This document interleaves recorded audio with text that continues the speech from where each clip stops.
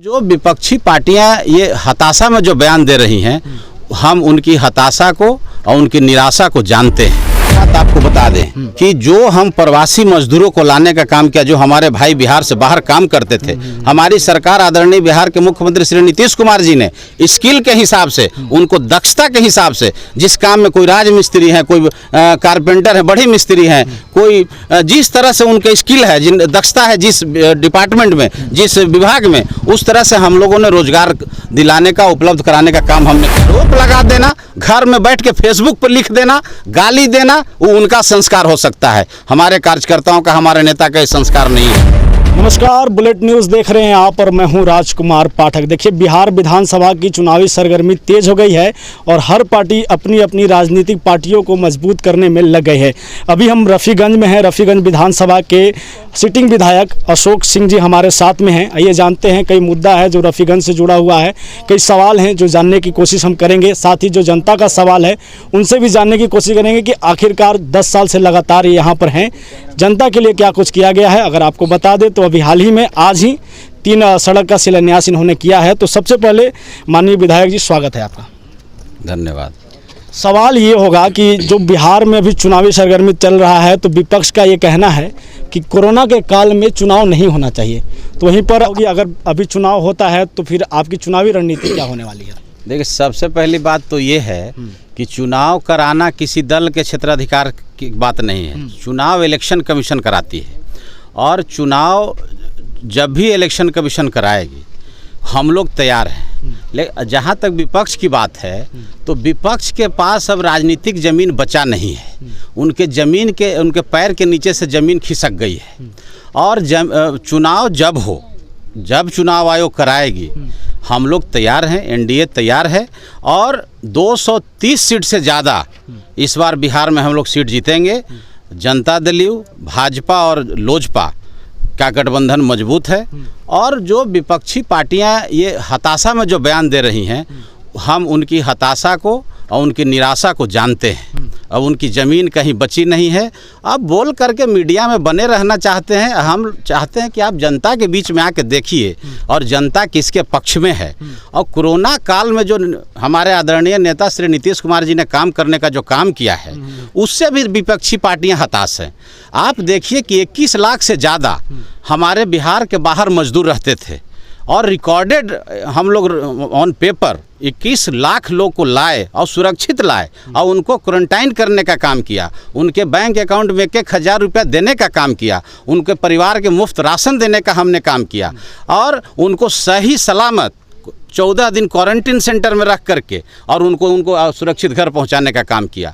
तो कोरोना काल में भी जो नीतीश जी ने काम किया है, उस काम को देख करके भी विपक्षी पार्टियां हताश और निराश हैं। और चुनाव जब भी होगा, जब भी चुनाव आयोग का घोषणा होगी, हम लोग पूरी तरह से तैयार हैं। सवाल ये होगा कि अभी रफ़ीगंज में कुछ ऐसे ग्रामीण क्षेत्र हैं जहाँ पे अगर सवाल हमने लिया तो ये था कि जो आपके दावे हैं सरकार की तरफ से 7 निश्चय योजना, उसमें सड़क है, जल नल योजना है, कहीं ना कहीं अभी भी कुछ ऐसे क्षेत्र हैं जो वंचित है, उस पर आप क्या कहेंगे? देखिए, अभी मान लीजिए कि आप का जो एक एज है, तो आप 90 से 5 का बिहार देखिए और 2005 से 2020 का बिहार देखिए। ये फ़र्क दिखता है कि जहां आप और हम आज खड़े हैं, यहाँ पर इस बरसात के मौसम में यहाँ हम लोग खड़े नहीं हो सकते थे। ये विकास है। और विकास क्या है? विकास वो है कि समाज के अंतिम पायदान पर जो आदमी दलित, महादलित, अल्पसंख्यक समुदाय के लोग था, उसको हम लोग पंचायती राज में आरक्षण दे करके महादलित समाज के लोगों को मुखिया बनाने का काम नीतीश जी ने किया। जिला परिषद बनाने का काम किया, जिला परिषद अध्यक्ष बनाने का काम किया। सदियों से कोई 22 साल से कोई आजीवन मुखिया होते थे, आज वो गरीब परिवार मुखिया है, आज वो गरीब परिवार का बेटा और महिलाएं मुखिया हैं। तो वो एक विकास हुआ, वो महिला सशक्तिकरण। और नीचे पायदान पर जो लोग खड़े थे, जो गांधी जी कहते थे कि समाज के आखिरी आदमी को मुख्य धारा में समाज को लाना है, आज हम लोगों ने, हमारे नेता ने समाज के अंतिम आदमी को मुख्य धारा में लाने का काम किया। जिस इलाका में आप और हम घूम रहे हैं, आपको मैं बता दूं कि आज भी हम अपने क्षेत्र मदनपुर के जंगल एरिया में जाते हैं, आज भी यहाँ हमारे साथ आज थाना खड़ी है, लेकिन इधर पुलिस वाले भी आने में डरते थे, हम लोग भी डरते थे, वोट मांगने आने में गाड़ियाँ जलाई जाती थी। तो जब विकास होगा, और जो बदनामी इस इलाका का था कि नक्सल प्रभावित इलाका है, तो विकास करिएगा तब जाकर के नक्सलिज्म पर आप काबू पा सकते हैं। और वो नीतीश जी का मंशा है कि बुनियादी सुविधाएं अगर पहुंचेगी तो आज नौजवान जो भटक जाते हैं, जो हथियार उठा लेते हैं, उनको जब उनके घर में शिक्षा जाएगी, उनके घर में बुनियादी सुविधाएं पहुंचेंगी तो नक्सलिज्म खत्म होगा। उस मिशन में आज इंजीनियरिंग कॉलेज हमने बनाने का काम किया, स्टेट हाईवे हमने बनाने का काम किया। देखिए विकास तो यही है। अच्छा, अगर बात करें नौजवान की, आप बात कर रहे हैं, तो अभी प्रवासी मजदूर लगातार जिस तरीके से कोरोना में बिहार में आए, आपके भी क्षेत्र में आए, यहाँ पर रोजगार की एक बड़ी समस्या सामने आ रही है, उस पर लेकर के आप क्या कहना चाहिए? नहीं, एक बात आपको बता दें कि जो हम प्रवासी मजदूरों को लाने का काम किया, जो हमारे भाई बिहार से बाहर काम करते थे, हमारी सरकार आदरणीय बिहार के मुख्यमंत्री श्री नीतीश कुमार जी ने स्किल के हिसाब से, उनको दक्षता के हिसाब से, जिस काम में कोई राज मिस्त्री है, कोई कारपेंटर है, बड़े मिस्त्री हैं, कोई जिस तरह से उनके स्किल है, जिन दक्षता है, जिस डिपार्टमेंट में, जिस विभाग में, उस तरह से हम लोगों ने रोजगार दिलाने का, उपलब्ध कराने का काम हमने किया। मनरेगा के माध्यम से काम दिया हम लोगों ने। जहाँ जहाँ काम, इंजीनियरिंग कॉलेज में आप कुछ दिन पहले देखे होइएगा कि जिला से टीम आई थी अर्थुआ इंजीनियरिंग कॉलेज में, यहाँ एक ब्रिक्स का जो अभी जो फ्लाई एश ईट जिसको बोलते हैं, उसका फैक्ट्री लगाने का, उसका सप्लाई करने का। तो ये सारा चीज़ सरकार और जिला प्रशासन के लोग हमारे माननीय मुख्यमंत्री के निर्देश पर ये काम कर रहे हैं। अच्छा, अगर बात करें तो विधायक जी, एक आपका लाइव था फेसबुक पे, उससे लेकर के काफ़ी फिर बाद में विवाद हुआ। अब जाकर के आपका पिछला लाइव भी मैंने देखा था, उसमें आपने कहा कि मीडिया कहीं ना कहीं बढ़ा चढ़ाकर बात कही। मामला क्या है, उस पर थोड़ा आप क्लियर करना चाहेंगे? देखिए, कोई भी बात है, हम आज भी वो जिस वीडियो का या जिस लाइव का आप संडे संवाद का बात कर रहे हैं, वो आज भी फेसबुक पे है। हमने उसको कोई डिलीट नहीं किया, कोई हटाने का काम नहीं किया। मैं जो शब्द बोला, मैंने किसी का नाम नहीं लिया, मैंने किसी को धमकी नहीं दी, तो लोग समझते हैं। लेकिन मैं एक बात कहना चाहता हूं कि राजनीतिक रूप से आप हमारा विरोध करिए ना, हमारे कार्यकर्ता हैं, हमारे दल के वर्कर हैं, आप कोई उनको धमकी देगा, कोई गाली देगा, तो ये तो ठीक है। हम जनप्रतिनिधि, हम विधायक हैं, जनता हमसे सवाल पूछे, विरोधी हमसे सवाल पूछे, हम जवाब देंगे। लेकिन हमारे वर्करों को अगर हताश करिएगा, डराइएगा, तो हम चुप नहीं बैठेंगे। और जिनको जो सोचना है वो सोचते रहें। मेरा आज भी वो वीडियो चल रहा है, देखें। हम ये आग्रह करेंगे कि जो क्रॉप करके दिखाने का काम मीडिया करती है वो गलत है, पूरा देखिए। वो 1 घंटा का है, देखिए। बिल्कुल। अच्छा, बात करें तो अभी आ रहे थे एक प्रचार पहाड़ है, उसको लेकर के आप विधानसभा में भी आवाज़ उठाए थे, जो तोड़ने की बात चल रही है, उसको लेकर के आप क्या कहेंगे? अभी क्या नहीं, प्रचार पहाड़ नहीं टूटे, इसके पक्ष में आज भी हम हैं। लेकिन सरकार सालों पहले वो टेंडर कर दी थी और संवेदक हाईकोर्ट वगैरह जाकर के वो परमिशन ले आए। लेकिन हम लोगों ने, हमारे वर्करों ने विरोध किया। आज भी हम विरोध करते हैं कि नहीं टूटना चाहिए। उसको लेकर के बहुत तरह तरह की बातें भी हुई। लेकिन हमने ये बात माननीय मुख्यमंत्री को भी कहा कि सर, वो 3 धर्मों का स्थल है, जैन समाज के वहाँ है, अल्पसंख्यक मुस्लिम समाज का वहाँ है, हिंदू समाज का, तीनों धर्म का वो स्थल है। इतना खूबसूरत वो पहाड़ है, उसको नहीं तोड़ने दिया जाए। लेकिन किसी न किसी कुछ व्यवस्था में खामियां के वजह से वो टेंडर तो हो गया, वो चला गया। लेकिन अब उसको हम लोग प्रयास कर रहे हैं कि उसको बचाया जाए, और वो बचना चाहिए। वो धरोहर है रफीगंज का। बिल्कुल। विधायक जी, जाते जाते आखिरी सवाल यही होगा कि बिहार विधानसभा चुनाव आ गया है और उसकी तैयारी में आप हैं। जहाँ तक सड़क की बात है, आपने आज शिलान्यास किया। आने वाले समय में रफीगंज के जनता को आप क्या कहना चाहेंगे? देखिए, रफीगंज के जनता हमसे बहुत प्यार करती है और हम कोई बात छुपाते नहीं हैं।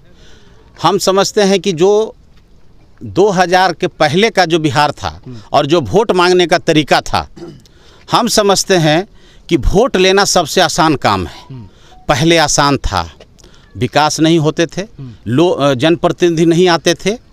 आप गए किसी गांव में तो उसमें से भाई जब आ गए कोई जनप्रतिनिधि, 2000 के पहले की मैं बात कर रहा हूँ। अब नौजवान जागरूक हैं, अब हर हाथ में स्मार्ट मोबाइल है, अब फेसबुक है, फेसबुक लाइव है, अब व्हाट्सएप है, अब मैसेज है। तो अब आप नहीं, अब है कि नौजवान का सवाल है, और आप अगर सवाल का जवाब नहीं आपके पास है, नौजवान अगर 100 सवाल पूछता है, अगर 90 जवाब मेरे पास नहीं होगा, तो आपको वोट और जनप्रतिनिधि बनने का कोई अधिकार नहीं है।